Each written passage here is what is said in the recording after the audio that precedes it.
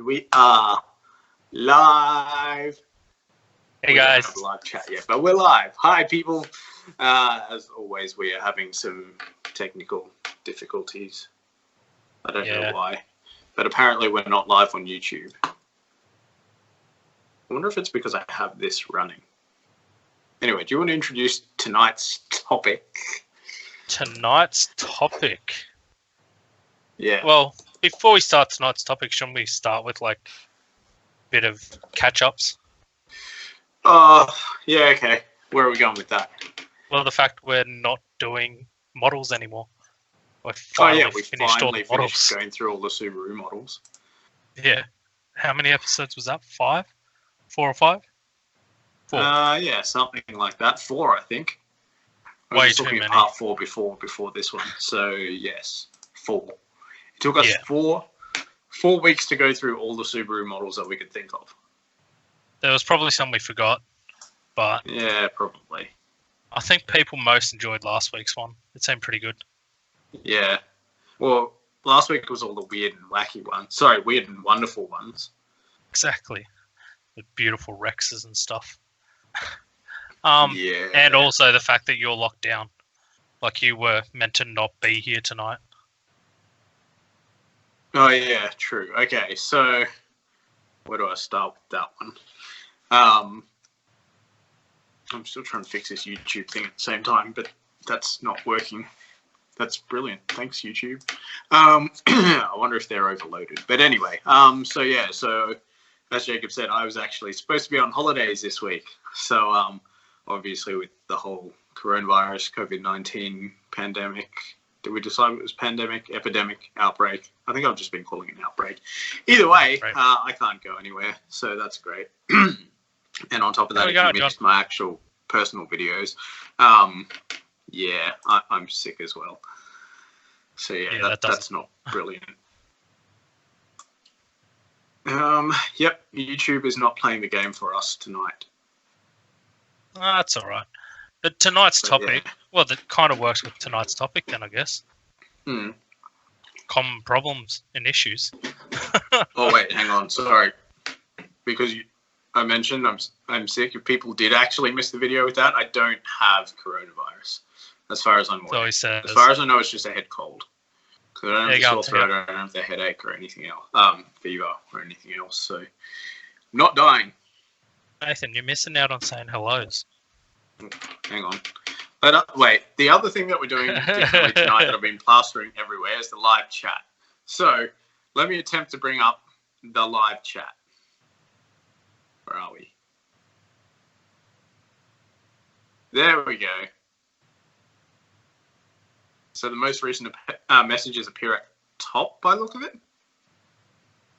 Yeah, and work their way down. Wheel bearings are fine.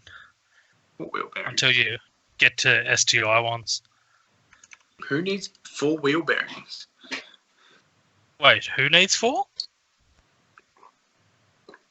How'd you stuff 4 at once?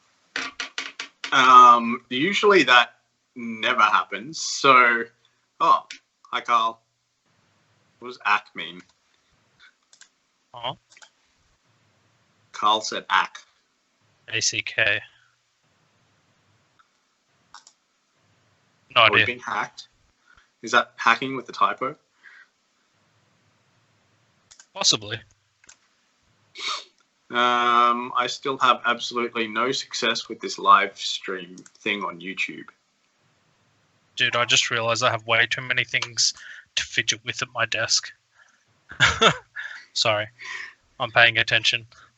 Sure you are. Oh, it means the system's working. Oh, right. He was testing the system. Okay, that makes sense then. I still have no idea why we're not on YouTube. John, the knives are on the other side of my desk. I was playing with stubby coolers and camera mounts. Camera mounts? Yeah, my cute little tripod. I have a cute little tripod. Oh yeah. I fidget a lot. I'm not playing with toy cars either. Just ignoring them. Dude, I got like I got a stress ball.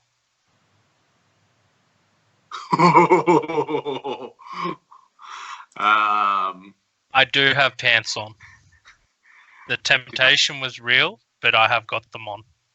Didn't I ask you to keep this PG? John's... One of his comments came through Twitch. That's cool. Yeah.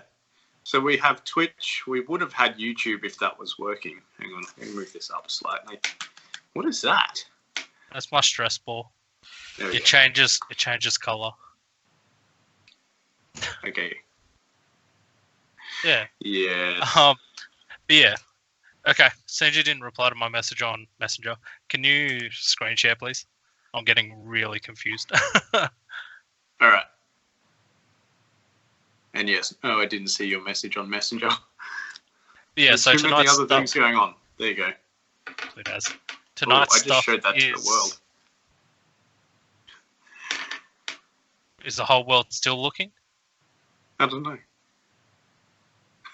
It's not round. Wait, what's not round? The world? No, I think my stress ball. Okay.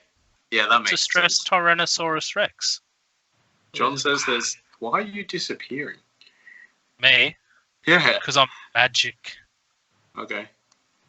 Sorry. I'm not used to this camera yet. John says Twitch has less delay, sorry. That was the same as last week, wasn't it? Yeah, it's like only a 10-second delay or something, isn't it? Something like that. Yeah. Ooh. Because I know Facebook has about a 30-second delay.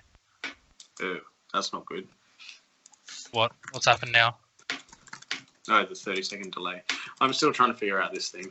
I don't even have the show notes up yet. I'm really behind. But yeah, so Nathan can't go on holidays. He was meant to be down at Coolangatta. Gold Coast. Yeah. Yeah.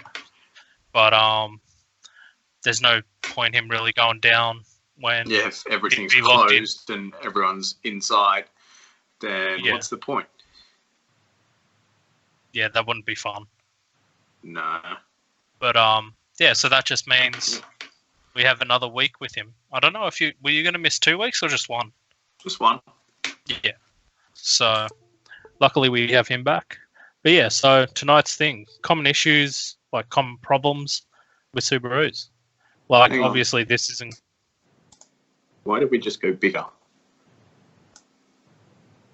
I don't know. There we go. We're having a lot of technical difficulties this time. Oh, Carl said there's about a 10-second delay. He's on Facebook. John said last week he had Twitch open to watch on Facebook for comments. Okay. But can anyone tell me why we're not live on Facebook? I thought we were live on Facebook. Sorry, YouTube. Even I'm getting confused now. Yeah, no, we're definitely live on Facebook. Yeah, but not on YouTube, right? I'm not on YouTube. I can look on YouTube. Yeah.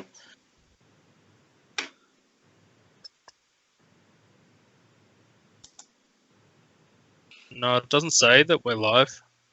No. This is just putting problem. it out there, guys. I don't do this side. This is the boss man side. No, this is me. It's all me. It's fine. I'm going to try and get us live. But yeah, do you want to get started with the topic? Yeah. Or should we just keep chatting? Does anyone else have anything else they want to say?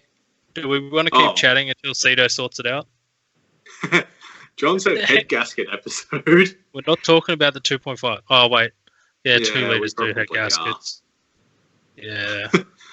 And Carl says there's more like a 40-second delay, not 10 seconds. Awkward.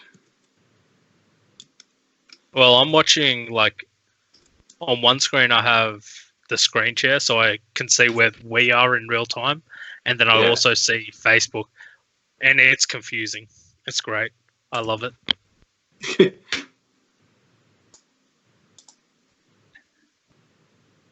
But yeah, the head gaskets, common. Yeah, that's a pretty common issue. Especially That issue in, there, Stickman, is no, yeah, is in terrible. all of them. Wait, the head gaskets or Stickman's one? Wait, what's Stickman's one? Common Subaru problems, drivers think oil drive. Oh, yeah. Oh, actually, we didn't see a huge amount of that. Not compared to head gaskets. What, the driver error? Yeah. Like, if you Do you count need- the amount of dead engines that we saw compared to how many cars ran out of talent, there's more head gaskets blown than ran out of talent cars. I don't know. There's a lot of cars there that binned it. Yeah. Like a lot. Apparently, YouTube hates us. It's fine. I'm just too good looking for them.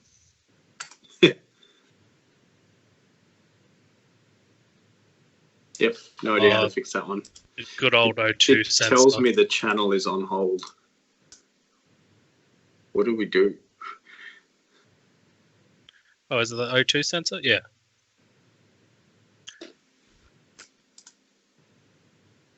Yeah, Adam, that was actually on my list. That's something I'm going to be talking about. Is What's how that? often the O2 sensors, the front bank, Yeah. like the header ones, die on the GDs. Oh, Well, yeah. Okay, let's anything start with that after one the then. GCs. Seeing as that came up, let's start with that one. No? Yeah. Yeah, we can start with that one. Because yeah, that one there is definitely a common fault, and it just causes the cars to either chew fuel. Well, they always chew fuel, but it makes them chew more fuel. Yeah. Yeah, it makes them a lot more fuel hungry. It doesn't. It kind of causes boost issues because you're dumping more fuel in, but nothing major. Are we still online? Oh yeah, We are? yeah. Okay, good. But I'm pretty sure, yeah. $1 million question, are we live on YouTube now? I got a notification saying that I was live. On YouTube. Yeah. It looks like we're live. Welcome to the YouTubers. I think. Maybe. I think we're on Because you YouTube. always gave up. You gave up too soon on everything. Lewis Primrose. I'm not even going to touch that one. Since I replaced my O2 sensor on my GC8, uses more fuel in town, a lot better on the highway. Have you got an aftermarket exhaust, Carl? Because if you have an aftermarket exhaust, it's going to be reading differently to the stock one. So it'll probably chew more fuel, like cruising around town, than when you get on the highway. It's not going to affect it as much because it's Oh, yes. it's just a John constant. confirms we are live. Sorry. Is John confirming on everything? Yep. John's not messing around. No. How can you tell if your O2 sensor is stuffed and which one? Easiest way Well, is to check generally, the codes. yeah. It's but- one of the main things I tell customers is check the codes, because like we used to have customers come in and just keep randomly guessing what the issue was. And all I keep telling them was to check the codes. And they come back the next week and I'll be like, have you checked the codes? And they're like, no. No. It's like, That how do being you said expect me too, to fix it? The rear O2 sensor rarely fails. It doesn't really do anything. rarely fails. It does fail, but not very often. Yeah. Not compared But- to the front, anyway. Another quick, well, it's not really a quick way. Like if you're under the car and you're pulling it out anyway, just to suss out, if they make a rattle noise, like if you hold the washer that's on the O2 sensor and you shake it, wow, I'm really going invisible. And you shake it, and if it makes a noise when you shake it, that tends to be a sign of a dead O2 sensor. Carl Yeah, said, Carl. yeah, he does have a 3-inch turbo back, so that makes sense. Because that's the thing, because the GC8s they learn to a degree, the ECUs, but they're not. It's not like it's going to tune to accommodate for the 3-inch. No, But not fully. Anyway. where are we at? Owen also said, why don't WRX owners just do a head gasket delete? Just putting it out there, I thought about doing stupid stuff like that one day. Yeah, you did. Like, I was thinking if there was a way you could weld, like, the head to the block. But... Yeah, but then I brought up the fact you've got to seal it from the inside of the cylinder. So just because you can weld it on the outside doesn't actually stop the head gasket from breaking down inside or actually forming a seal inside. Because obviously you can't weld that. But wouldn't it warp when you weld anyway? No? Adam, yeah. Yeah, that one, the cat threshold temp is normally the O2 sensor, yeah. The rear O2 sensor. I think it's the front one he's talking about, the one in the header. Well, that's what the code is that I'm pretty sure he brought up, yeah. No, front one is air-fuel ratio sensor. Narrow band air fuel. Oh, so that's a... The rear one is cat efficiency, although unless you're talking about the one that the GDs had, or GD era had in the up pipe, yeah, in which case that was more EGT, I think, as far as I understand, and that was measuring cat efficiency as well. From what I remember, anyway. Yeah, it looks like it's saying it's... From what I can see online, most of them are the front O2 for that code. Yeah.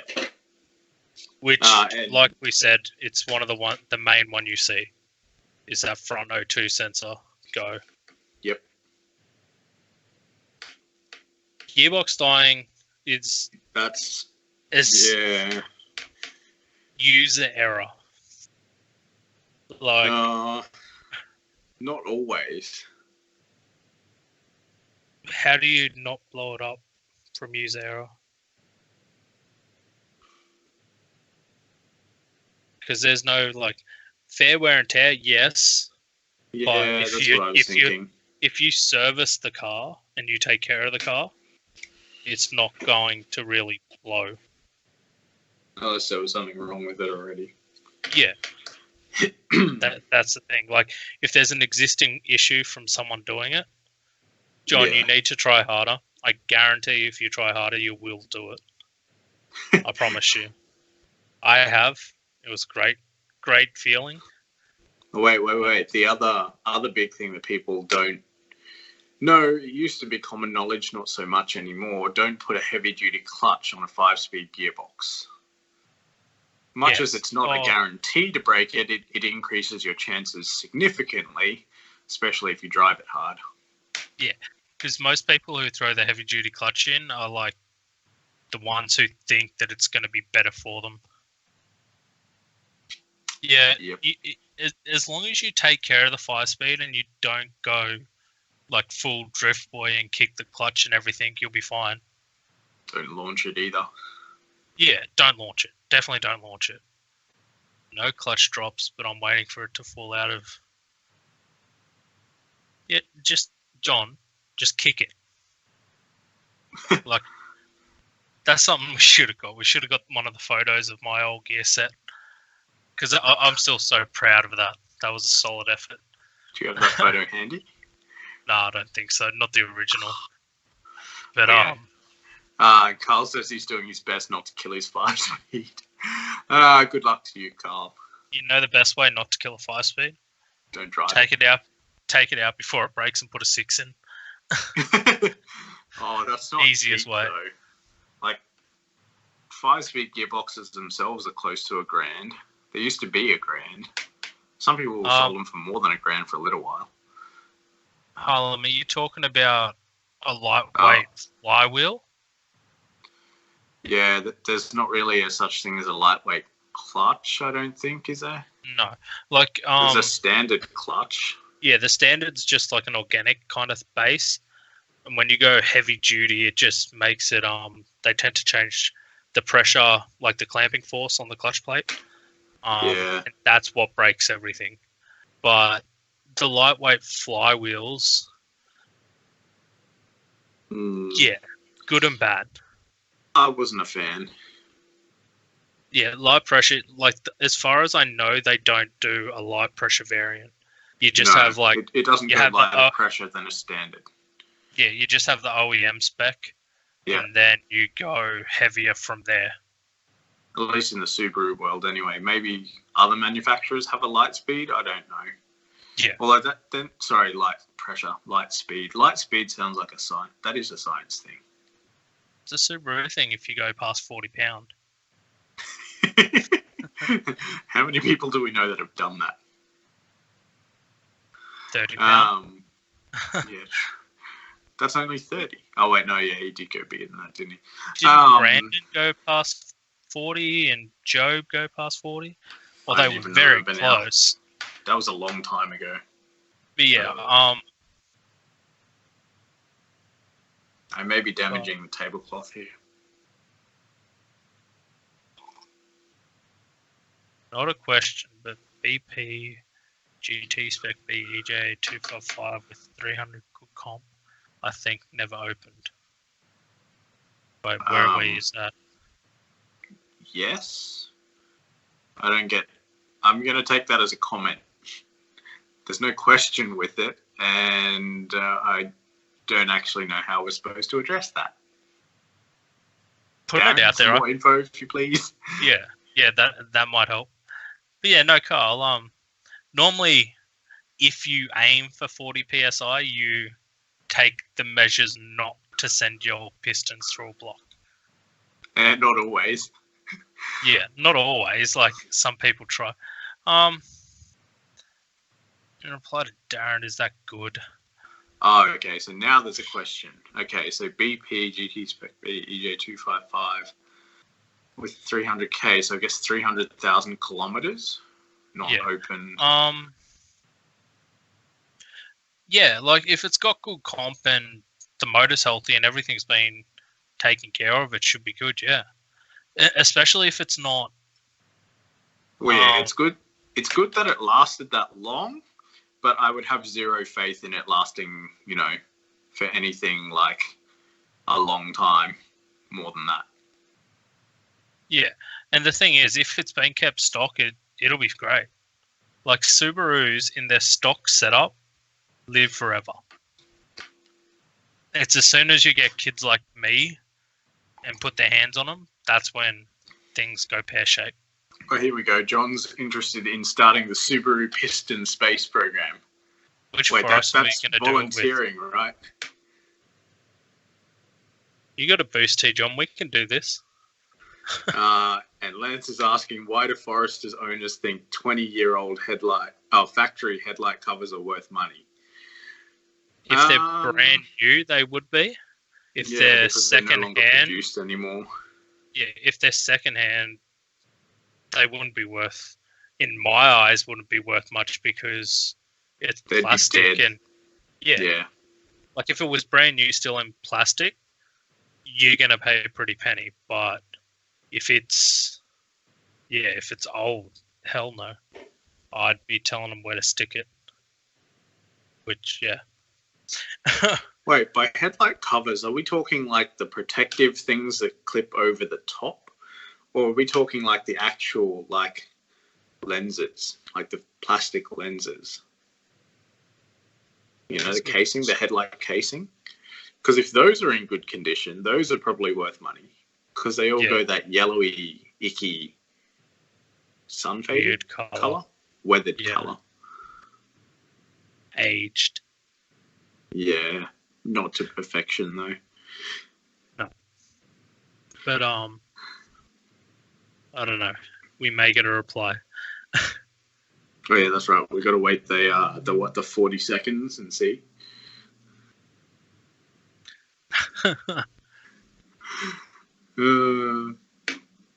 I'm not even going to read that one out loud.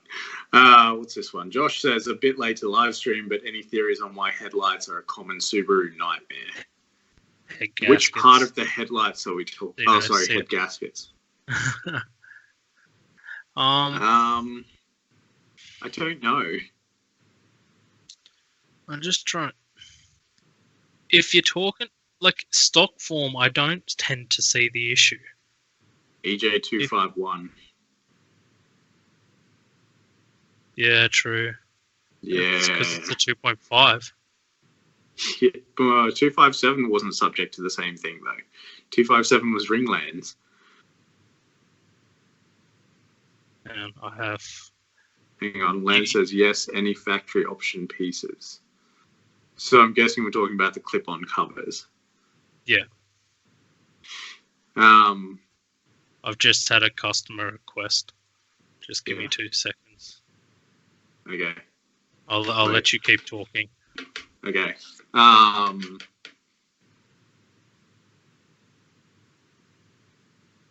So Lance says yes, any factory option pieces. So we must be talking about the clip-on covers.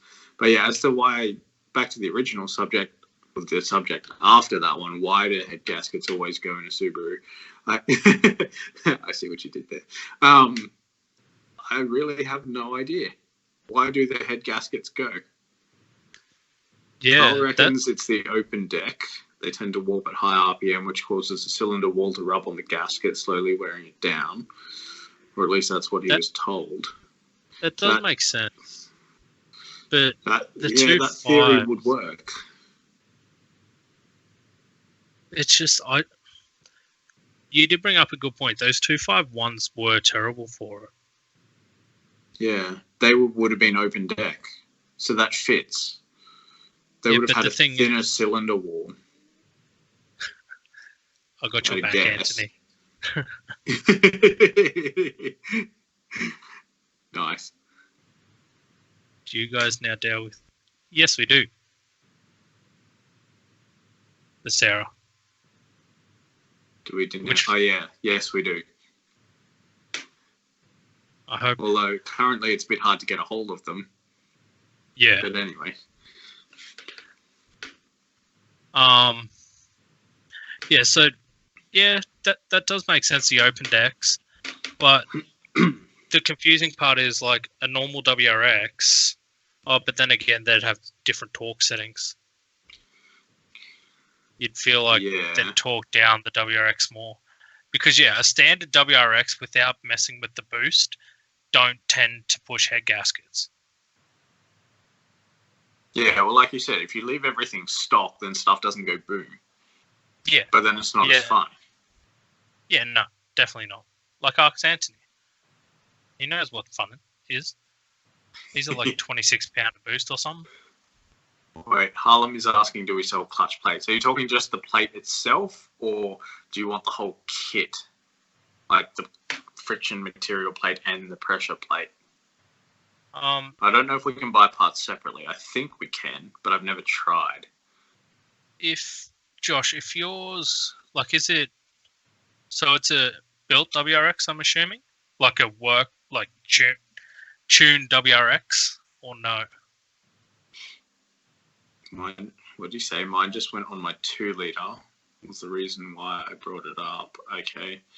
Done a lot of research, and it seems to be a common Subi fault. Hey, it's Al. Hi, Al. There you go, Al. I'm loving the toolbox, man. The plate itself. Okay, we're going to have to find out if we can get those separately. I suspect that we can, but we don't just have to confirm that. But the issue with that is before. The plates have to match the pressure plate has to match the clutch plate. Josh said his engine was stock. It could have just been age. Yeah. So wait, no mods, no tune, nothing, completely stock? I do agree, Gareth. I'm not. Yeah, it's better because I've had people come in and mix and match stuff, and it can work. But I think I know exactly who you're talking about. Yeah, you're gonna run into issues further down the line. It's always better to replace it all at once. Especially for the amount of labour involved, because you've got to pull either the engine or the gearbox out to do it. Yeah. If you're going to do it, the usual saying is do it once, do it right. Do the whole kit at once. I have confirmation that there is a company that do just sell the plates. Okay. Is it the one that we usually buy stuff through? No. Oh, no. Okay. Well, Cool. I haven't had confirmation from him. I've had confirmation from another place. The thing is, can't drive. So we've got two calls for all. Replace it as a kit. So Josh said stock as, so it must be stock top to bottom. How many Ks were on that, just out of interest?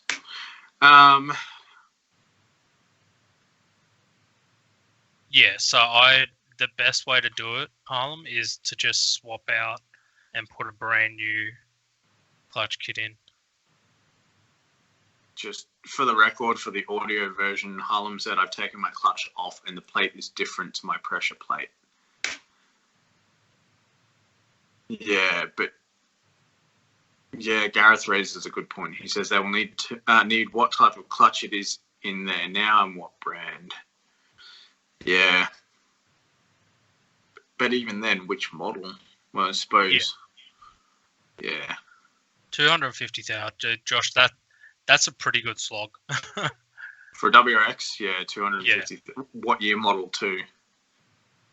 Being a 2-litre though, it'd have to be 05 or earlier. Josh. I feel like now we're just sitting waiting for replies. Well, we can just change the name of the stream, man. Like, this is actually really good. Like, I don't feel like this is bad. Mantic pressure plate, PHC clutch plate. I believe they are the same. Mantic and PHC. Well, I think Mantic used PHC parts in their kit, I think. Was it PHC? Or was it somebody else? Wait, PHC? PBC. Isn't it PBC? TGV deletes, yes. Most definitely. But the question would be is like, how far do you go? Like, if you compare the standard STI deletes to the RA ones, the RA deletes still have like a Venturi kind of plate. So like you can take yours and delete yours, but it's up to you whether you get rid of that extra plate where the butterfly is. Hang on, we missed a comment further back. Darren said, can the 6-speed be a little noisy and not be stuffed? What kind of noise are we talking about? Yeah. If we're talking whine, that's not good. Oh, like, dude, obviously mine's had a little bit of a whine for a while. Yeah, it'll still work, but it's getting worn. So I guess it's not the end of the world, but, don't be surprised if it goes. Or, it all comes down to the noise you're hearing, man. Yeah.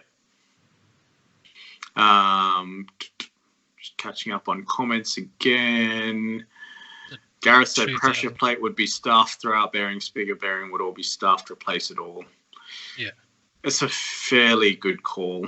Like we were saying, if you're going to go to the effort of pulling it all out and putting it all back in, just do the whole kit. Josh replied and said his car's a 2000 model, so that'd be the EJ205 in 2000. 2000 could go either way. Is that a 2000 GC8 or a 2000 Bug-Eye? Yeah. And Darren said, oh, yep. No, you go. Oh, I was going to move on to the next comment, so you go first. No, my GC8, my 2000 GC8 had, I think it was about 250-ish thou on it. And I went hard. I didn't do the head gasket in mine. But it's just one of those things where it's just a hit and a miss, I think. Some will last forever, other ones you need to change. But if you're looking at changing them, one of my recommendations is to chuck a set of head studs in. Yep, definitely. Because it's a little bit more money, but it just gives you a little bit more peace of mind and you can put a little bit more power through it. Darren said that his 6-speed is whiny in second, but engages easily. Either way, we get the idea. Have you tried changing the oil lately? Yeah, that's what I was going to say. And Al says, my car whines till my missus gets out of the car. Yeah. Wow. I haven't really got a wife, but I know what you're this. talking about. I really hope she's not reading this. Um. Anyway, Ashley asks, can I swap my GC8 motor into my 98 Forester without much adjustment? Depends what model GC8 motor yeah, is. which year model GC8? Oh, and Josh said GC8. Yeah. So that would lead us then to our next thing on the list. That's a very common failure or very common problem. In the 99 and 2000 models, the MAF sensor fails pretty much if you look at it the wrong way. That's how I always describe it to people. You look at it the wrong way, it's gone. It's dead. And it can die and start playing up without throwing a check engine light or really showing a huge amount of symptoms. So, yeah. Or it'll throw other lights. Yeah. Or it'll throw other the codes. sensor and stuff. Yeah. Usually when the MAF sensor goes and it does throw a code, it'll throw the code for MAF sensor, IACV, and NOx sensor all at the same time. Probably because the idle range is then outside of what it's expecting, and possibly because it's causing knock, or at least giving the NOx sensor readings it's not expecting. Which, in that case, I would say is knock. So yeah, if you have codes for all of those three things, don't replace all of those three things. Replace the MAF sensor first, and then see what happens. Reset the ECU and see how it goes after that. But that being said, before you do that, unplug it. Unplug what? The MAF sensor. To see if your issue changes. If you unplug the MAF, yes. Because when you run the car with the MAF unplugged, it should go into limp mode or fail-safe mode or whatever you want to call it. So that will at least let you see if it drives any differently or not. If it doesn't drive any differently, then you know you had a MAF problem. Anthony's replied for Darren's question, saying it sounds like the hardening's coming off second. So they must be extra hardening for the 6 speeds. Tyrone. Oh, sorry. There you go. Tyrone just said common Subaru problem.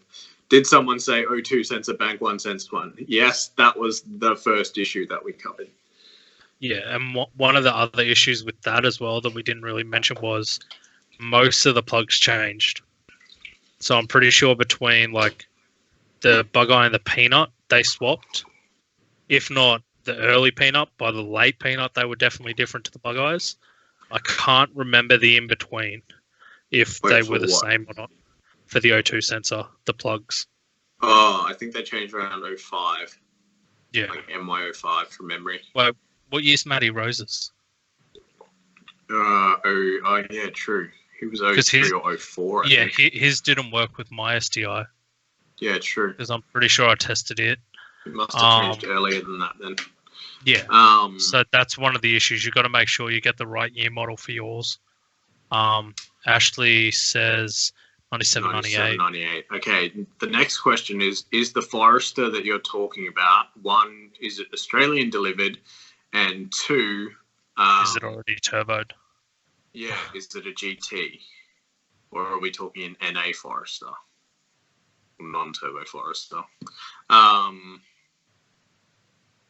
And now we've got to wait 40 seconds potentially for a reply because of the lag.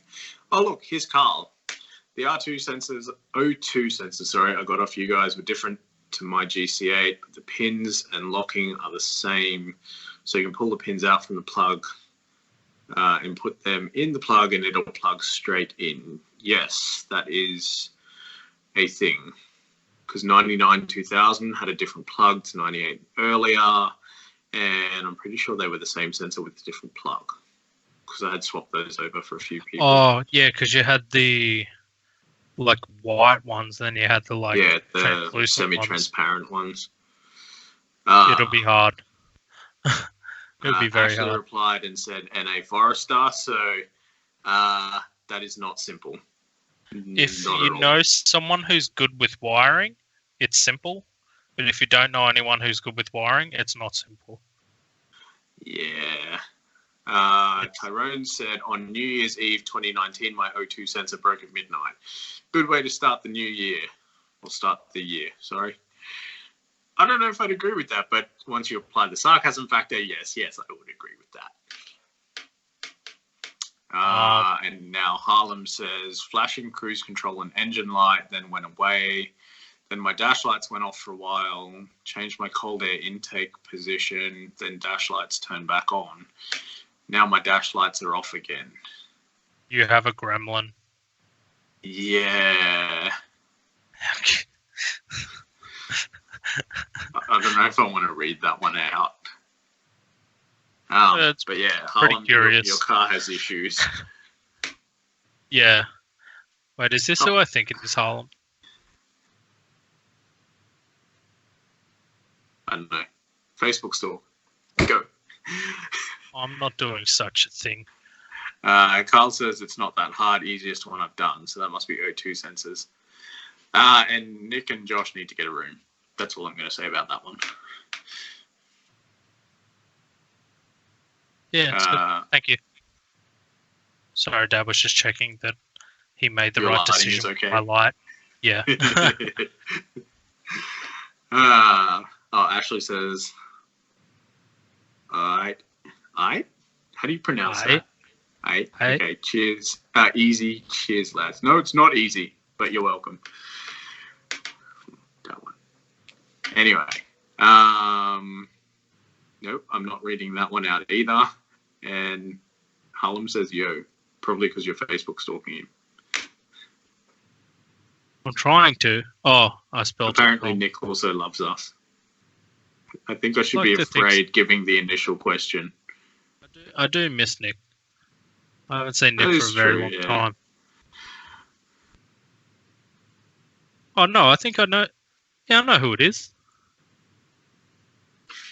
All right, now it's my turn.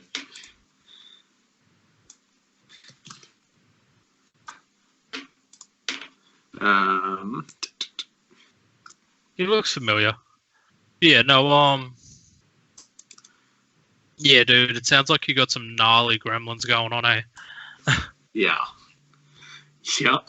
Although the cold air intake thing, I'm wondering if the cold air intake is rubbing on some wiring. If it is, that's a fairly major problem. Or potentially a fairly major problem. Where to look for to fix idle hunting in a GCA? Oh, Neil. That's a good question. That's a very good question. It's what have you checked so far, Neil? Like, I know you've probably checked everything, but it'll be easier for you to let me know what you've checked first before I start rattling things off. Good point. Because, yeah, there's a lot. Vacuum leaks. Yeah. TPS. Throw position. Pretty much any sensor in the car will cause it to hunt. So he's checked MAF sensor, ISCV, vacuum or boost leak in that order. So pretty much everything we said, except TPS. Have you tried the throttle position sensor? Because I'm pretty sure we talked about this at some point, unless that was another problem. I don't remember if we got to the point of saying TPS, though. Change the MAF and ICV. Oh, wait, sorry. Carl was replying as recommendations, those things. TPS and check for vacuum leaks. Probably check for vacuum leaks first, then try the TPS. Yeah. A quick cheat. Wait, that's the dude with the big power car, isn't it? Yes. He's one of Nathaniel's mates, yeah? Yes. Oh, Justin says neutral safety switch. Wait, is that a recommendation to Neil? Or are you asking a question about that?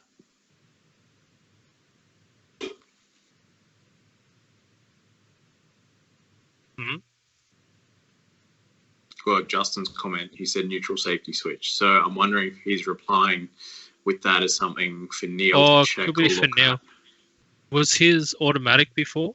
I thought he was already a manual. Wait, no, he did a full wiring loom conversion, so it wouldn't be neutral. We might be talking neutral position switch on the gearbox. Oh, yep. Which I don't think we ever saw a huge amount of failures in those. So, yeah, there you go. Justin's giving a recommendation. Okay, yeah, check that one out as well. Gareth says, hurry up and start wrecking again. I need more GCA parts. Well, see, Gareth, the problem with that is that some idiot stole all our tools. Yeah. So, yeah. Like, I might start... If the crisis keeps going the way it's going with this COVID stuff, I might start stripping my H6 soon. What, in your garage? Yeah. Actually, yeah, you'd have the space for that, wouldn't you? Oh, I got a little bit of space. Mine was unplugged and caused my car. Oh, Ralph. Hi, Ralph. Ralph says old idle valve. Neil said he already checked tried the IACV. Ralph's one of the rally guys? Yes. Yeah. Jeez, all these old names. Makes me great. so happy. I like it. And this is good because we can't actually hold in-person Thursday nights. This is actually really good. So thank you to everybody who's commented. I don't know if you noticed before, there was a thing that came up that said we'd reached 100 comments. So, it's almost been an hour and we've already had 100 comments. So that's pretty good. Yeah, no, someone stole all mine and Seto's tools. Which sucked. Yeah. That was Harlem asking actual stole tools. So yeah. Neil said he'll take a H6. There you go, Jakeb. You'd have to take the whole car with it because I'm pretty lazy. Gareth said that he needs another GC8. Come on, you would have one hidden away. We really don't. Hey, we don't have much space anymore to hide stuff like that, eh? Yeah, we couldn't even hide our tools, man. We tried. We even locked them up. But anyway, Cameron White asks, have you ever seen 99 2000 GC8 AFM stick on 1 volt before? Wouldn't rev, replaced with new, all okay. Seen AFM cause bad idle and neutral position switch as well. No. Well, we never really measured the voltages of them. We just knew they were playing up, so we didn't bother diagnosing any further. We just chucked them in the bin. Yeah. Like, we probably should have checked the volts, but yeah. But yeah, I'm pretty sure Neil got a brand new one. Like a brand new OEM one. Didn't he get that off us? Yeah, I believe so. Yeah. Yeah, from memory, Neil got a brand spanker. He also said deal, so I'm guessing he's keen to take your whole car. You guys might want to talk. When I wake up in the morning, Neil, shoot me a message. I will accept personal message this time. And I'll have a chat, because I am pretty over it. And Palmer... Not bad, huh? He said, I need another CA. I thought you already had a spare one. We can't help you with that. But anyway, maybe he wants another spare one. A spare one?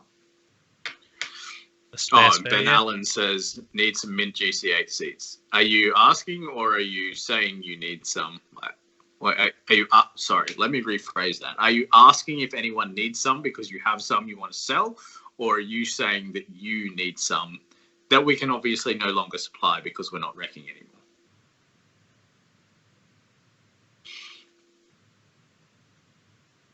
Well, you did. Yeah, you sent me... Sorry, Neil. I just checked. I didn't reply last time. Why? What do you ask? It was probably because he was sending me an eBay IACV. Oh, okay. Um, but yeah, sorry about that, Neil. I will apologize. Oh yeah. The data readers help with that kind of stuff. Oh yeah. Because that's another thing, Neil. Like, have you made sure the positioning on the TPS is the one that has the The fault alignment. range, doesn't it? Yeah. Yes. But the IACV is just a straight in kind of job. Yep. Oh yeah, so you were replying before to Cameron White, who said I had a data reader connected so I could see it wasn't moving. Talking about the 1 volt for the MAF sensor. yeah. He said he'd never seen that before. Well, neither have we, because we didn't measure it. The thing is, aren't they like a heat kind of transfer? Isn't that how those MAFs work? Hot wire? Yeah. I believe so, yeah. So it kind of makes sense, because if it disconnects, it'd only spit out like the minimum reading, which might be the 1 volt. Yeah. So, but that does, I guess we can kind of slide that into the GC8 issue. Well, GC8 and early Forester and Liberties. Yeah. About the fact that they're OBD, but they're not. Yeah. Wait, before we talk about that, though, something that I want to cover for both of the two issues that we talked about. So the front O2 sensors and the MAF sensors, whatever you do, please get genuine ones. I don't care where you buy them from, whether it's through us or through someone else. Just make sure you get genuine ones. Don't get the cheap eBay ones or like your third-party replica ones, because, at least your eBay ones, we've seen some of those last as little as, 15 seconds? Yeah. Did it even make it that far? Was it 50 seconds? They don't last very long. Yeah. Yeah. And like I said, when they fail, they don't always throw a code. So that's not really helpful. You could be driving the car and it's not doing the right thing. And the first sign that you get is blown head gasket. Not good. Yeah. But replying to Neil, I'm sending Neil a link, which if you go, are you on Evernote, Nathan? Yes. Can you copy the link and put it in the chat? Oh wait, I'm not on Evernote on this computer. Oh. I have the laptop down here, but I can get in there, so it's fine. Yeah, Neil, if you were to look up the link I just sent you on Messenger, which Nathan is getting ready to put into the chat for everyone else, that's a way you can check your codes to see if there's any codes being thrown on the early model, on GC8s and early Foresters and Liberties. Wait, are you talking about this link? The one that you had in there from previously? Yep, cool. Because this link pretty much is a complete walkthrough on how to do it. And it's the same for all, like for the early legacy Liberties, the Imprezas and the Foresters. You pretty much have 2 black plugs underneath your dash, which you plug in. You let it do its thing. Like, if you watch the video, it talks you through it. You plug them in, turn the ignition to on, don't start the car, and it pretty much makes the check engine lights flash a certain, like, what would you call it, pattern. Like, it'll be fast flashes and slow flashes. You count them, add the numbers up, and that actually gives you the fault codes, which tells you what's wrong. And in saying that, that video even includes, at the end, it actually has a full list of the codes as well. So you don't have to go Googling anything. You can literally just watch the video, do the video, what it says, and then figure out what the codes are from there.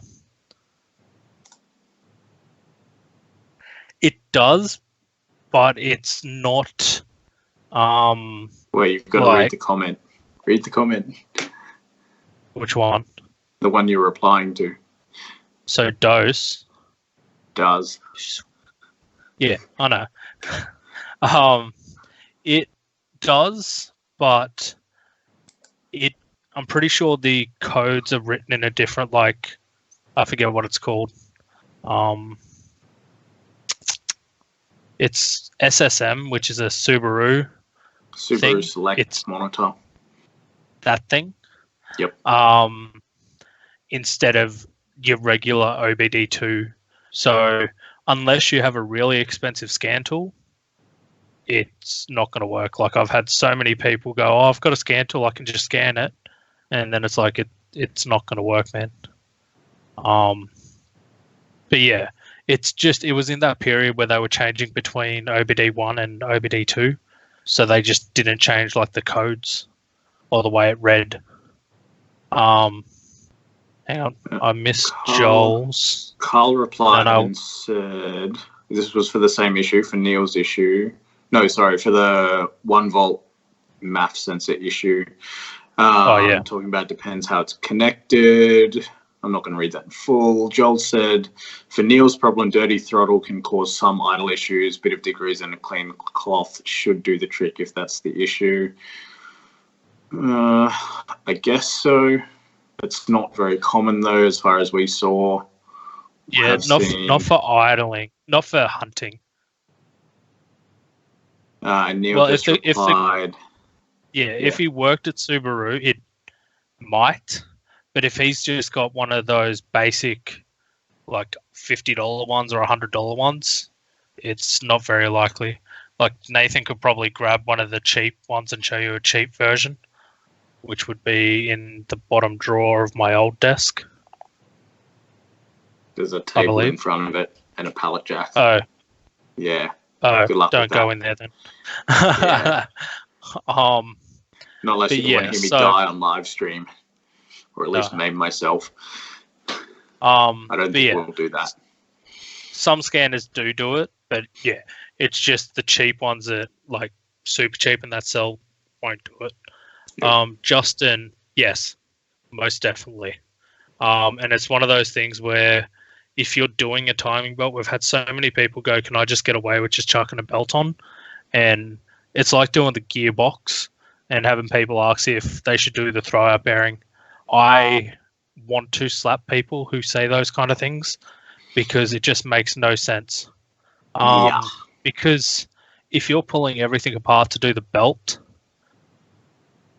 like you're there to change the tensioner and the idler, because again, they are a very common issue.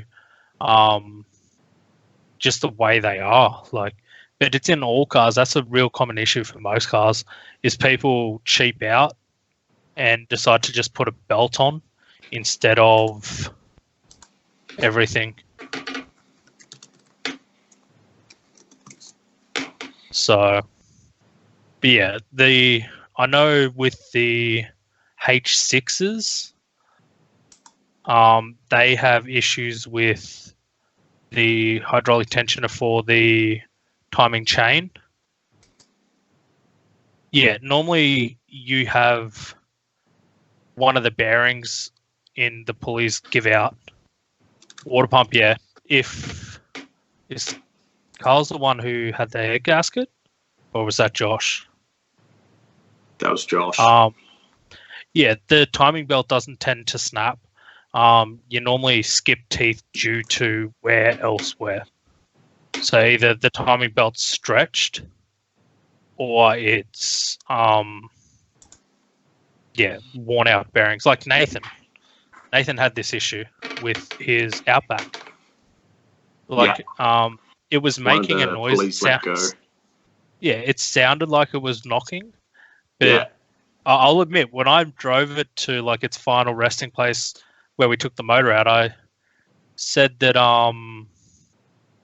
it didn't sound like knock. There was something off. And once we got the motor out, one of his idlers had just completely munched itself. Yeah.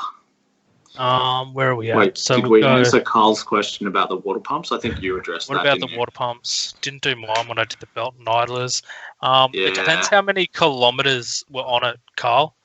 Like, pretty much the water pump in that, it's one of those things you don't have to do it straight away, but again, like if you've got the money and time, it's better and safer to do it. Well, that's the thing. It's only, what, 8 bolts and a gasket? And, like, Yeah. everything else around it is off anyway. And what's a water pump? 70, $80? Plus the gaskets, maybe 10, 15. So if you've already spent, like, $400 to $800 on a timing belt or kit, then you should do it anyway. Yeah, because the issue is it's not. They don't tend to be an exterior noticeable thing. Like, yes, they can leak in that, but the main issue is they eat the fins out, like the propeller out. Sorry, but again, it depends how many kilometers were on it. If it looked new, like if it looked like it had been done within the last 50 to 100 thou, it should be all right. But yeah, you tend to know if something's up with it. Did ours? Yeah, that I heard about that, Tyler. The fact that yours skipped 7 teeth. How did that And not bend valves? I don't know, because it's still driving and it sounded healthy. Like, Paige sent me a video of it the other day, and I asked her what happened. She said it skipped teeth, and I'm like, huh? And I don't even know how. Like, have you worked out how it skipped the teeth, Tyler? Is there something with Foresters that's like that saves valves? Because we had another guy, wasn't that Dave? Went through 2 timing belts. You know what? It could be the and it survived. different. You know how they have ratio? yeah. It might be that slightly different compression ratio that saves them. I wouldn't think that'd be enough though to make it like the same as non-interference. But if the pistons are a different shape, yeah, like if they have a bigger cutout, it might. Oh, true. Oh, yeah. The engine wasn't running at the time. Tyler just replied and said either undoing or doing up converter bolts, so torque converter bolts. So that's okay. So the engine wasn't running. That makes more sense. But they did try to start it. Oh, okay, that makes sense. They've been trying to start it for a while. I know. He said engine never run. Yeah, they were cranking it, trying to get it to run. And it wouldn't. Okay. It just wouldn't start. Yeah, I have no idea how that works then. Justin, definitely agree with that. Do cam seals and front seals at the same time and the oil pump reseal. I've never done the oil pump reseal, I haven't but I've done the other ones at the same time. Again, but the only issue you run in there is if you're doing it at home in your garage, it's a bit harder sometimes to get the cam gears off. Yeah. Like if it's at a shop and someone's doing it, sure, be like, yo, do these, but make sure you go to a shop that has the specific Subaru tools. Because if you don't, because if you don't, you can break stuff pretty easily. Yeah. Like we sold a lot of cam gears for that. Our stickman said he broke snapped a timing belt. Yes, he did. I remember that. That was a very long time ago. When did you do that? Was that before Jakeb came along? Yes, that was at our old workshop. Yeah, in those times. So I think it was 2012, 2013, one of the two. I just realised I still have Anthony's car on. Justin raised a very good point about the valves not bending in the Forester engine. Maybe less lift on the cam. Yeah. That would actually make a lot of sense. Yeah, definitely would. Stickman says it was, so 2012, I guess, 2013, around then, or at the old workshop anyway. And he says that he's still got those heads too. Why do you still have those heads? Like, got to pull them apart to mount the valves one day. Ah, okay, right. So the valves are like trophies. Oh, Neil said, cams were a pain, but did it myself and no issue, but took my time. Okay. Yeah, as long as you take your time and think about it, you'll be all right. But if you're one of those guys that reef on things and try to put like a screwdriver and hold it by the teeth and all that, that's when you're going to have a bad time. And you're going to be ringing up old 3P asking for stuff. Yeah. Yeah. The no compression, mate. It makes sense though, because if the timing was out, like the valves would be opening up at the wrong time. Yeah, so Tyler said that it would turn over but sound like it had no compression. So yeah, that makes a lot of sense because there wouldn't have been any compression. I'm sorry I Anyway. couldn't diagnose that, Tyler. I was trying to do it through Snapchat. I'm sorry. Yes. Internet mechanicking is always hairy. Anyway, should we move on to the next? We've only got 2 other common problems that we had listed, like that we kept seeing again and again and again.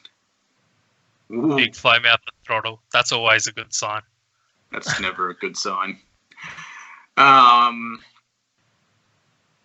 Which one do you want to do first? Do you want to do the last one on the list or the second last one on the list? I have a beautiful face, Tyler. Taste. I have a beautiful face. So that's what I'm good. That's what good I am. Huh. English. I reckon we'll go the second last one because that one there was... That's less common. Oh, okay. You reckon? Yeah, then the last one. The last one, pretty much every Subaru owner experiences, every manual Subaru owner experiences at one point in their life, even the non-turbo guys. So, yeah. The second last one is turbo only. So, the common question is, why am I only getting somewhere like 7 to 9 pounds of boost, maybe 10, depending on how your boost gauge reads? And usually that would be because of the little thing called the restrictor pill in your vacuum line. I don't know how to explain how that works exactly, but it basically restricts the flow of the air between the wastegate actuator and the rest of the boost control system. It literally does what it says. It restricts. It restricts makes the airflow. It makes the backside of the wastegate see less vacuum than it's actually getting given, so it holds the wastegate shut longer. Yeah. So the wastegate actuator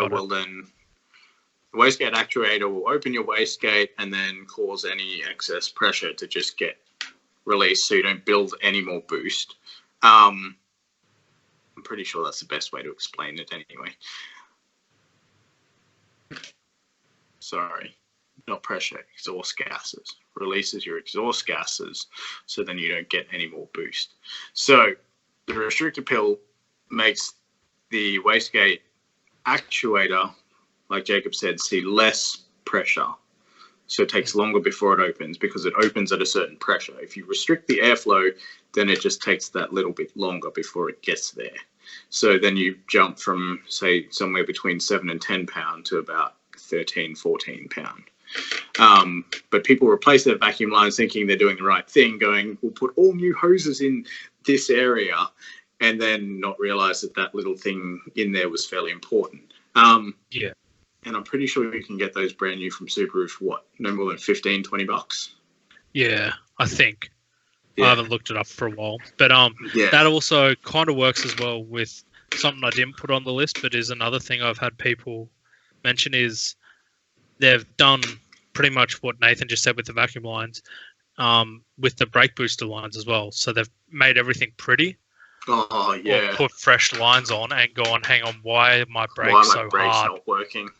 Yeah, they become rock solid, and it's because there's a one-way valve in the rubber hose, and they haven't replaced it or put it back in. Yeah, which isn't a good thing. That wasn't that common, though, not compared to the restrictor pill. Yeah. Neil, can I get onto you when I do the 13B if I have issues with the GC? No. If you do a 13B... no experience with that. No, but I don't know. Well, Nathan knows them. I have very good contacts for rotary stuff, so... Oh, yeah, true. If you do need info... Putting it, like combining the two, the 13B and the Subaru, we've got the Subaru knowledge, they've got the 13B knowledge, but we've never combined the two. There's a dude in Yatla who has. Yeah. There's a shop in Yatla that specializes in it, I'm pretty sure, doing like custom plates, like mounting plates for them. Do you have those details? Can you pass them on? I'll be able to try to find them. Okay. But yeah, Justin, so glass 5-speed. It's a touchy We covered subject. that. Yeah, we Yeah. covered that already. Yeah, Oh, he's rich. Bottom end's failing. Yeah. Oh gosh. It's due to if you don't change your oil and all that kind of stuff, that's one of the big causes for that. Like spin and bearings, if you don't keep up maintenance, it's gonna be terrible. Yeah. Well, the thing is, I'm pretty sure the mounting plate would be the same for a 5-speed or a 6. It would go well, especially the short ratio 6. But Ooh, yeah. Yeah, back to Rick's one with changing oil and that causes a very common issue with the H6s as well. If you don't change the oil enough in those, they have little filters for the AVCS solenoids. That if you don't do regular oil changes, it fills those up and causes your AVCS solenoids to play up, which also kills your hydraulic tensioner for your timing chain. So pretty much, if you have a H6, service. Yeah. Yeah, Justin. Pretty much the 5 speeds. It's not the fact that they're glass; it's just the way you drive them. If you slam into gears, it is going to break them. If you launch it, it's going to break them. But if you just I have a friend who. Yeah, I didn't know if you knew that, Rick. It's lots of H6s that I've dealt with, like my generation, so the Gen 4 H6, these are 30s. If you don't service them regularly, the oil gets absolutely terrible. They block up the filters in the AVCS, which also cause issues with the hydraulic tensioner, which is terrible. Yeah, I can. Get. Okay, cool. I need to do something. I'll be back in a minute. I will leave you in Jakeb's capable hands for a few minutes. This is when things go from PG to a bit ruder. Nah. But yeah, so yeah, Justin, like I've got a friend who races his GC8. Took it out to Lakeside and all that, and he had a heavy duty clutch. I think it was around 200 to 20 kilowatts of the wheels, and he never had an issue with it. He instead of just jumping on the clutch and like popping off the clutch, he just drives it sensibly. Like if you have a bit of mechanical sympathy, it'll be fine, and as long as you don't put a heavy duty clutch in it. What about the little filter in the oil feed to the... And I'll get back to that one, Justin. You know what's worse and more fragile than the 5 speeds? Ones that have dual rate. If people don't know who Rick is, he's got a lifted peanut wagon. I'm pretty sure you can add a photo in, Rick, if you want, just to show people exactly why you know how fragile they are. But the thing is, aren't the dual range ones out of NAs and isn't yours turbo? So that's kind of understandable. What about the little filter in the oil feed to the turbo? From my knowledge, there's not one. I don't remember seeing one factory. There might be, Justin, for the little filter. Normally the banjo bolt, as far as I recall, was empty. Well, all the ones I pulled apart were. The only time I've seen filters in like a oil feed were for AVCS solenoids, which have little baskets. But I may be wrong.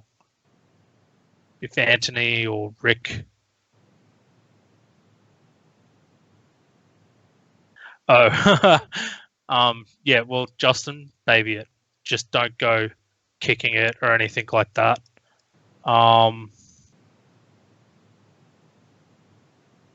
You've been through 7 of those gearboxes. Jeez, man. Yeah, like, it should be fine. Because, yeah, like I said, yeah, they might delete them. But from my memory, yeah, I just hadn't seen one in a factory setup. But you know what? I can.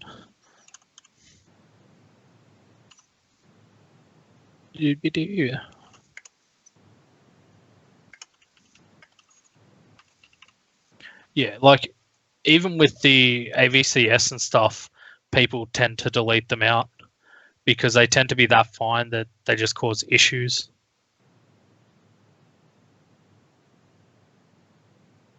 Interesting. Yeah, I'll just take it out, Jane. Rick. Buildings? Where's the buildings? Oh, the EJ255 you're building has the filters. If it has the filters for the AVCS, Rick, I'd take them out. Or take them out, clean them up, and then put them back. Yeah, hang on, is that 185? Hang on. Where I'm looking at the messages wasn't very straight. Yeah, 185 should be fine, man. Again, like I said, it's just about not kicking the clutch. Like, if you don't pump on the clutch, you're going to be fine. If you're going E85 and want to push more power, I definitely recommend going a 6-speed. But I don't know if you remember my old GC8. It had just over 200 kilowatts of the wheels. And once I learned a little bit of mechanical sympathy, it was fine. I didn't have any kind of issues with it. So, yeah, well, Nathan's back. Do you remember seeing any filters in the banjo bolts? Which for ones? the turbo feed?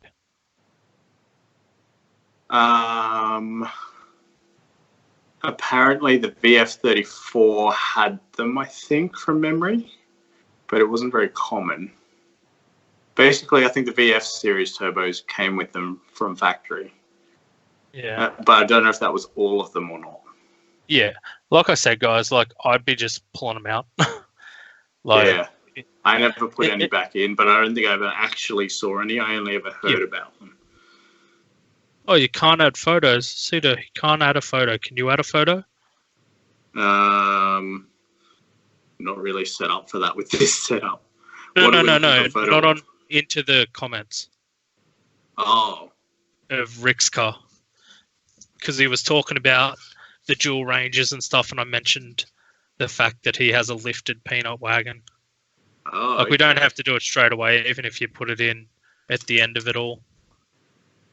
But yeah, no, Justin and that, I wouldn't worry about. It'll only be on Facebook, filters. I think, if I can. Yeah, that's all right. Where am I at there? How much power are you looking at pushing, Justin? Because, like I said, like, as long as you're not driving silly, it'll be okay. And yeah, it just depends on your motor. Like, is your motor built ready for E85?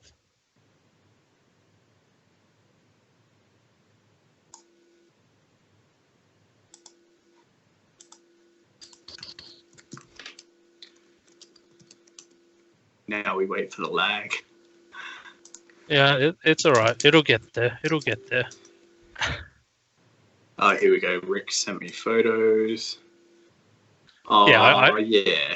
I just thought it'd be cool, like, because not many people would have seen something like that. No. Yeah. Like, do you have head studs and all that kind of stuff, Justin, or is yours just a stock motor? I can't remember. Like, I know you've been working on it for a long time.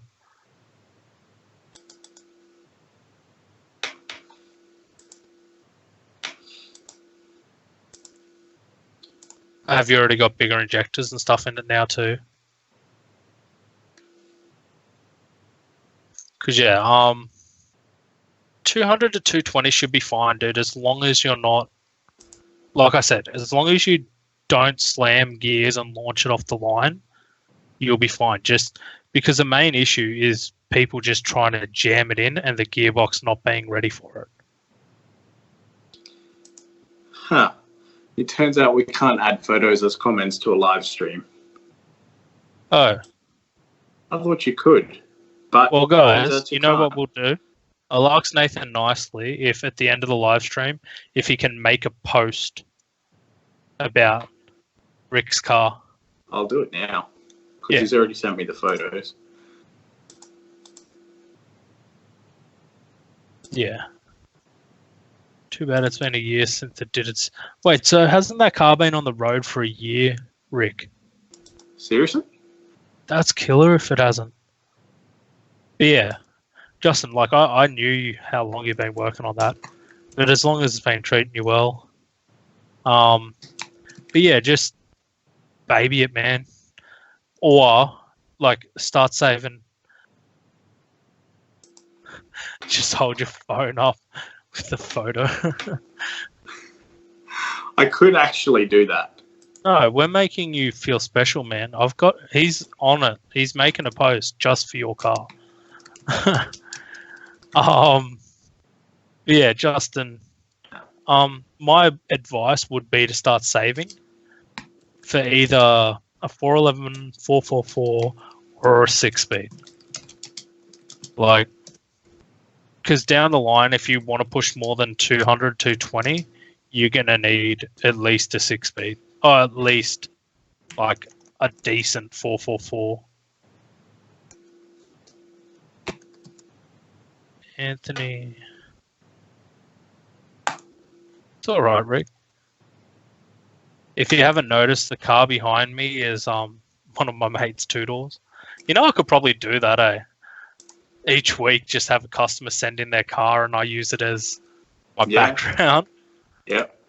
There you go, guys. If you want to be have your car appear behind me, send a photo to 3P Garage and you might be the lucky person to get behind me on one of these live streams.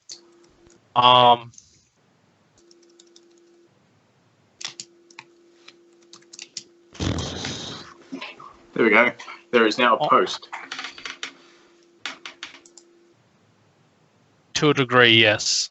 Well, first off, I'll answer for Justin. Should you save for an STI? It's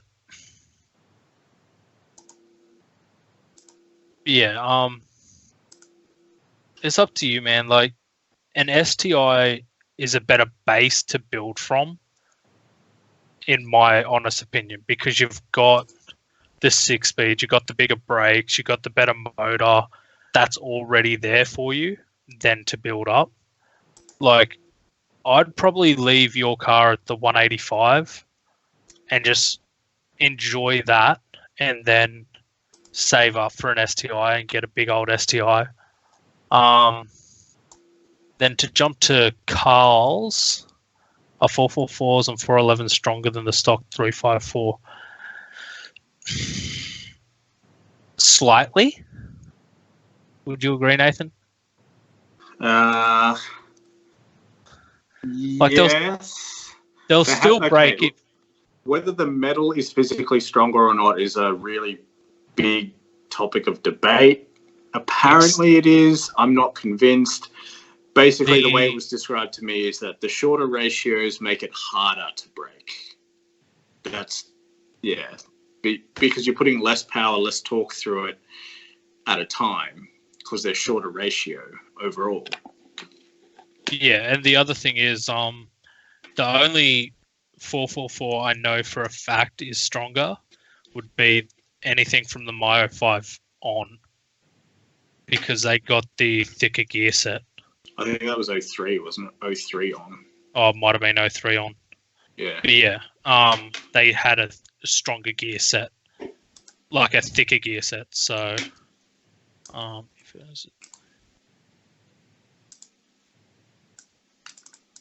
yeah, where are we at, Justin?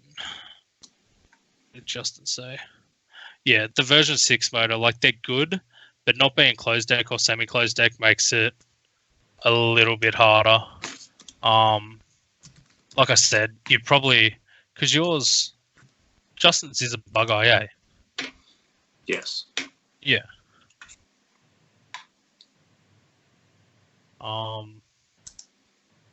Yeah, dude. Like, I'd probably start looking out for a bug STI or something like that because they've been going fairly cheap lately. But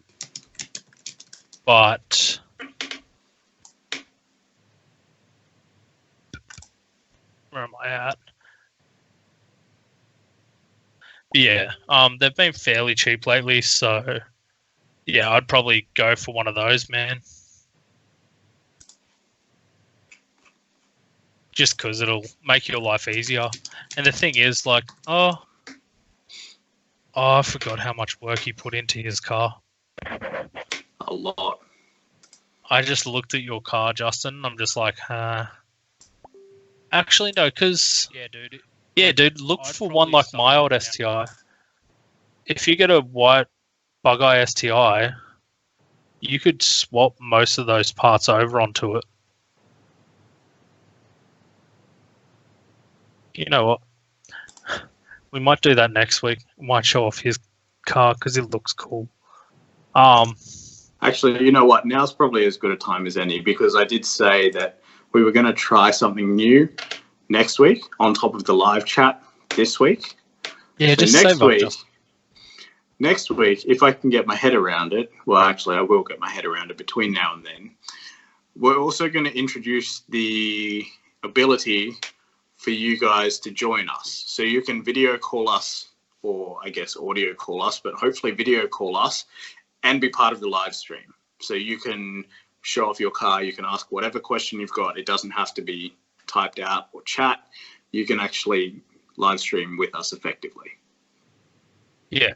So pretty much that'd actually be really good because that's worked pretty well this week. Like, yes, we're talking about the issues, but it's more interactive, I feel. Like, let us know what you guys think. Like, if you've enjoyed this style better than last week, I have. well, I definitely like the other have. weeks, let us know. But where are you at? John Wilkinson. Yeah, his is a bug eye. It's had a lot of work done to it. Like, it's a very pretty car because he's painted and everything. Yeah. Dude, they're a very long gearbox. It's ridiculous. Oh, 3.54 ratio, 5 speeds. Yeah. Yes. Rick says, don't think you'll want to see my PC room in its current state. Jacob, do you want to lift the curtain or not really? Lift what curtain? Your curtain. Oh, Al says he's enjoyed it too. Oh, you blurred the background. Good. Oh, I can fix that.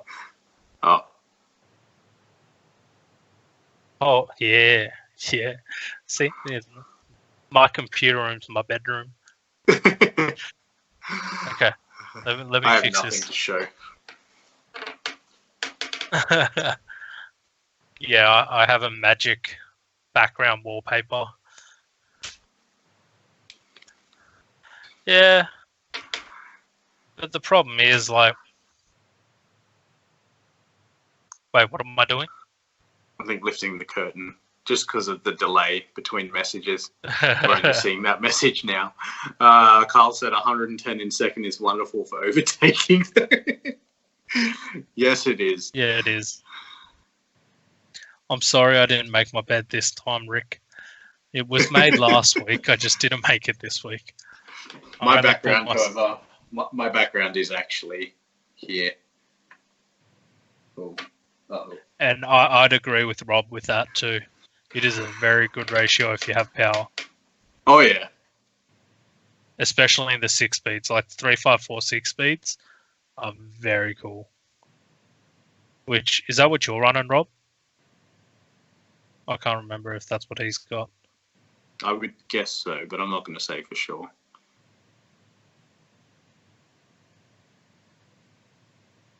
Justin said, I'll try my best to do a call next week. I'm working at the moment and every week. Only if it's from you, Rick. I'm not reading that out loud. Oh, gosh. Anyway, so while I was away, did we cover the last issue or not? That's a really bad topic to come on after Rick just said he wants to spank me.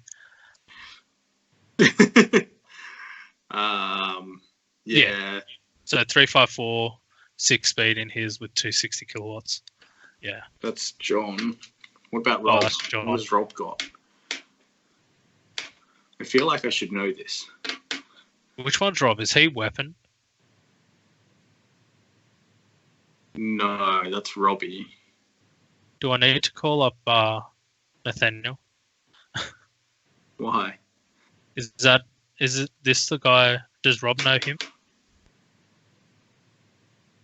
I don't know. I can't remember.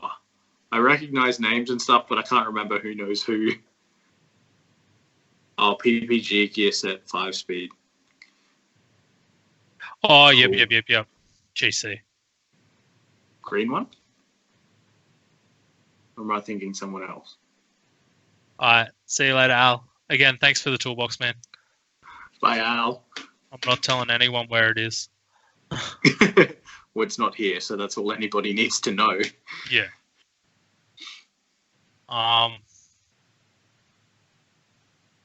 Everyone knows him. It's a terrible, terrible thing. As long as That's it's funny. a good know him, not a bad know him.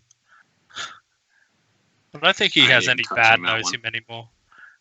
I don't think Yeah, so. it is green GC8. Yeah, I'm pretty sure I know the car we're talking about then.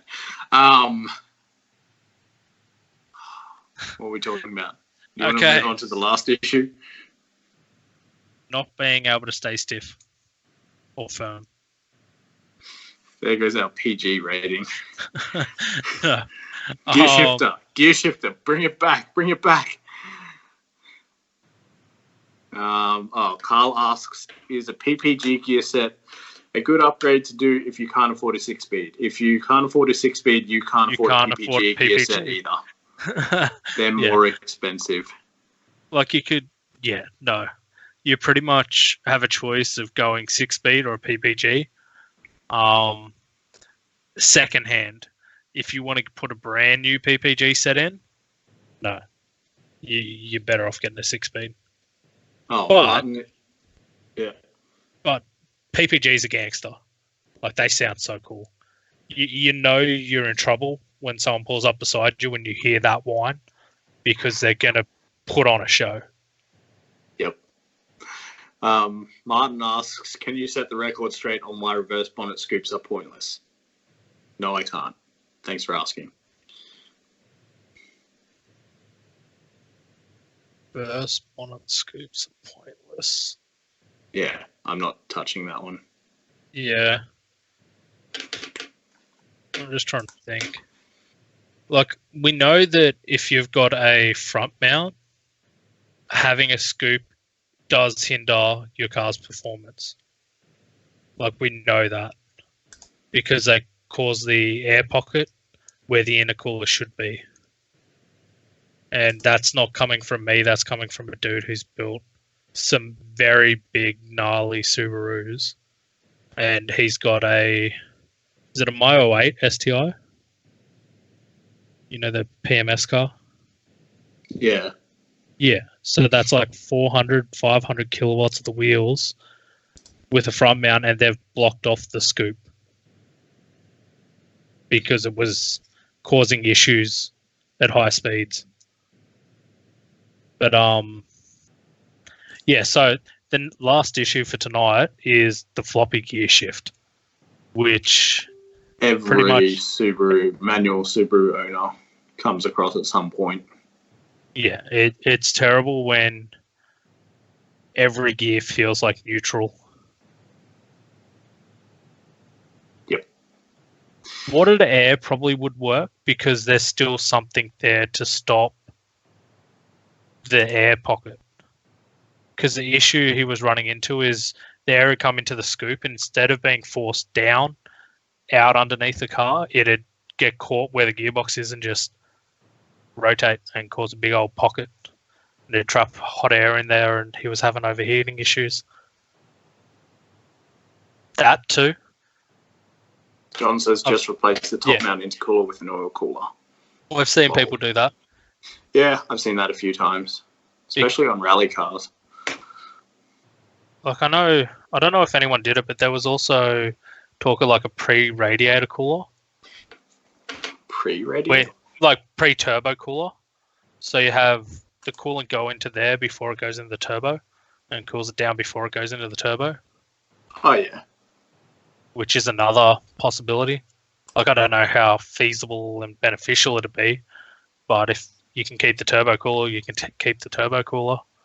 But yeah, back to the shifters. It's not always, like most people will jump straight to the uni joint down underneath the gearbox. That's not always the main issue. With those, I always recommend to start from the top. Like, if it's floppy, easiest thing to do is pull off your gear shifts around and have a look, because there's 2 bushes inside there. And if those 2 bushes are gone, yeah, you start with those, because they're like the green WRX I sold to you guys had a massive sloppy gear shift at one stage. And yes, every gear shift has its shift as another neutral. Yeah, when you have that issue, John, like, yeah, it does get a bit iffy, because that's another way you can blow the gearboxes, especially the 5-speeds, because with the bushes not being there, you may miss the gear and try to force it into the wrong gear, which will cause things to go breakage. But yeah, so you'd start at the top, because I'm pretty sure they're like $15 brand new from Subaru for the 2 bushes. Yes. But the top ones aren't a very common failure. No, they are, most definitely. They normally go before the bottom one. Really? Yeah. All the ones we've had that have none of my cars have ever done that then. Yeah. All my cars have been the bottom one. Yeah. Because that's normally the first place to go. And then because that goes, it transfers all the movement down to the bottom, which ends up flogging out down the bottom. Which is then usually the whole shifter knuckle assembly. Yeah, which isn't cheap. Intact. No. Yeah. Unless you got a 6-speed. The 6-speed ones, you can buy just the bushes, because 6-speeds they have a bolt on them so you can undo them. Yes. I think I've seen a late model 5-speed one with that as well. Yeah. Previous owner of my car replaced bushes, which is what I think was sick of flex. I've seen them replaced with hose. Yeah, like I've done it with hose. One of my mates had one where it was that bad. I wanted to get something in there instead of having nothing. But the issue you got to be careful with the Sikaflex and that is making sure it's centered. With what Rick said, feasible. Just leave them instead. Yeah. I have seen someone do that too. Yeah, because the issue you run into is with the Sikaflex, if you have it like wonky or not straight, the whole point isn't going to engage properly. So the uni joint on the gearbox won't engage right, which isn't good. Justin's had a uni joint, had a bolt. That's good. You got one of the lucky ones. Modification for those people who could be bothered. But like even when I was a mechanic apprentice, we used to do it on other cars, like old Mazdas, and that had pretty much the same setup underneath. And you just drill them out. No, Justin, no. Like I like you thinking. That's how I tend to think, but no. Weld it. Yeah. No. No. But then again, if you have a 354, you probably could just leave it in second for its entire life, because you don't need to go over. You don't have to go over 110. Not wrong, But yeah, no. But yeah, and the other thing is, if you ever try to do it when the gearbox is still in the car, prepare to have like a very bad day. Like it's not impossible, but it's not pleasant. Yeah, it's not impossible. You just got to know where to put your fingers and where not to break your fingers. I've got a 98 GC8. Compliance plate says EJ20G. The engine looks like an EJ20K. The label on. The timing cover says EJ20R, and EJ20R is a twin turbo engine. Is that the early legacy twin turbos? So the motor's most likely been changed. Yes, more than likely. Either that or just the timing belt cover. But yeah, but if the engine actually looks different, then it probably is an EJ20R. Yeah. I don't know if that's good news or bad news for you, but at least that answers what an EJ20R is. Wouldn't they normally have the secondary water feed on the head? Yes. Yep. So just check on the passenger side head. Yep. And see if there's like a hose coming off the head that's blocked. That's a fairly common thing. Blocking off the inlets and outlets for those. Because it's not a bad thing. Like the EJ20Rs were a decent motor, weren't they? Yeah, they weren't bad. So, but yeah, and so those the car runs. So yeah. Yeah. Well, does we it? assume it runs. Maybe it doesn't. It might not. If it doesn't, we'll wait for the delay now for the reply. Yeah, you might have more than. Yeah, there might be some issues if it doesn't run. But with those shifter, the uni joints and that, so pretty much, yeah. Like I said, I always start at the top because a $15 fix is better than spending $120. Yeah, somewhere between 110, 120, depending on which one it is, I think. And pricing at the time, although given current exchange rates, prices will probably go up. I don't know. Everything I've bought from the States lately has been freaking awesome. Yeah, I mean, at the moment, it's probably not the worst, but I mean, over the next few months, it may get worse. Yeah. Oh, well, what I'm saying is it's gotten so much better. Like that game, like I said, a game I went to buy was like $106 or $107 American, and then I came back a week later and it was $99. That's not bad. Just because of the exchange rate, and it was meant to be like 45 US. The economy is putting me to sleep. It's great. But like, well, even today, let's have a look. See what is the exchange rate? Well, have a look on the screen share. $1.60. That's good, man. I feel like that's good. I don't know about you. I feel like that's good. But yeah. Always start at the top. You always start with the easiest issue.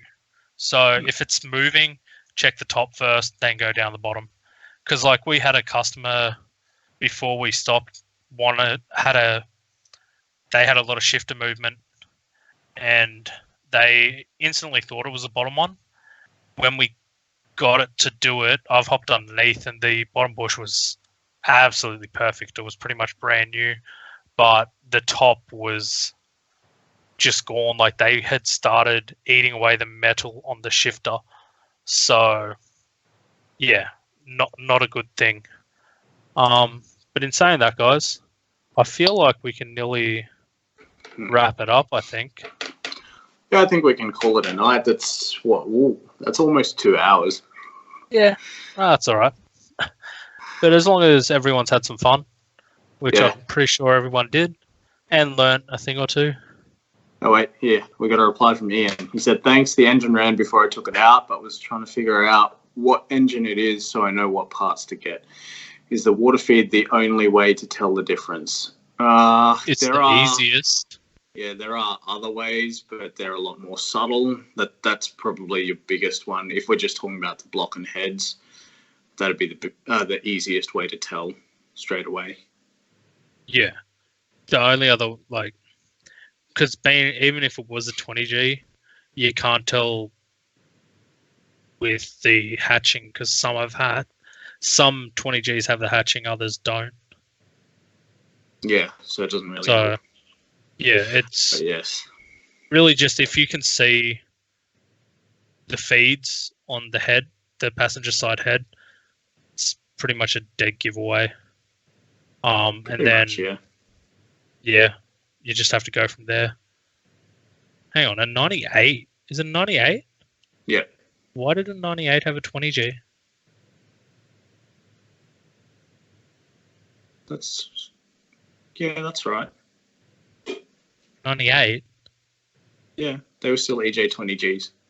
Oh. Okay. That was anyway, the last of the EJ20Gs, but yeah, they still had them.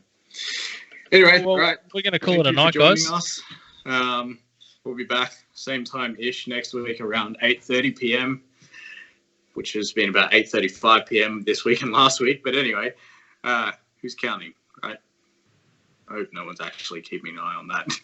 No. But we've always said 8:30 p.m.-ish. So, yeah, so we're right on track. But, yeah, next week we'll try and have the ability for you guys to video call in. I'll probably spend most of Thursday getting my head around that. But, yeah, that should be cool. That should be fun. But, yeah, thank you to those who joined. Thank you to those who chatted because it makes it so much more interesting.